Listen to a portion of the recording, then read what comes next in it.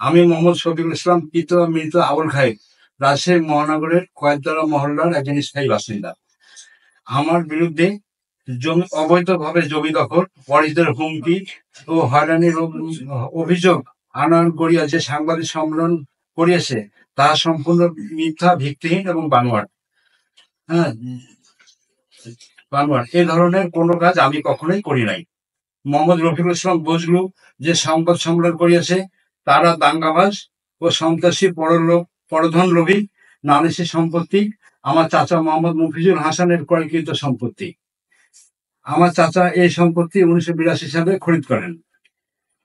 এই সম্পত্তিতে 25/8/23 তারিখে মোহাম্মদ রফিকুল ইসলাম বজলু, মোহাম্মদ ফারুক, মোহাম্মদ জুলমত, মোহাম্মদ মহরম আলী ও মোহাম্মদ আরমান আলী সহ আরো 10-15 জন মিলে দলবদ্ধ হয়ে আমাদের এই জমিতে তারা বিভিন্ন রকম গাছ রোপণের জন্য চেষ্টা করে। পরবর্তীতে আমার চাচার পক্ষে অতিরিক্ত জেলা ম্যাজিস্ট্রেট আদালত রাজশাহী ফৌজদারি কার্যবিধি 145 ধারায় একটি মামলা দায়ের করি, মামলা নাম্বার 1104। সেই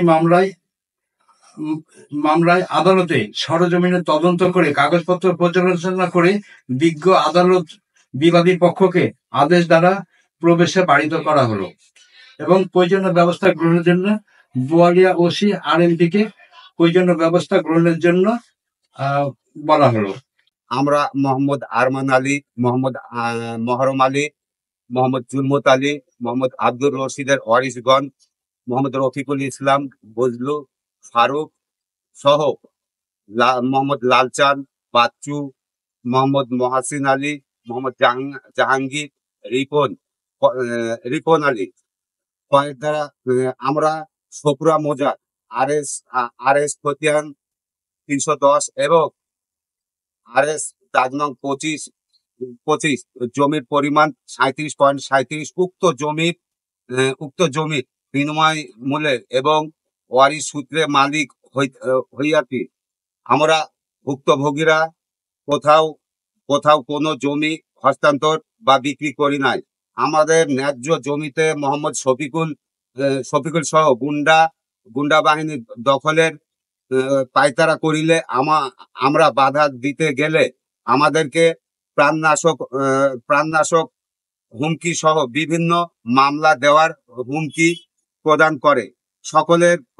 সকলের পরামর্শ নিয়ে প্রবাস সিনিয়র সহকারী জজ আদালতে মামলা করি, যাহার মামলা নং 356/2023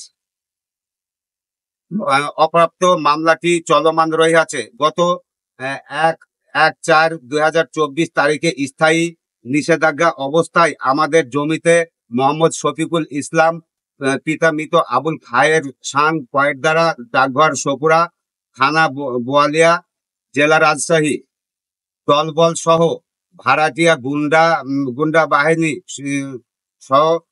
সহকারে অবৈধভাবে অনুপ্রবেশ করে এবং ওয়ারিশগণকে প্রাণনাশকের হুমকি প্রদান করে।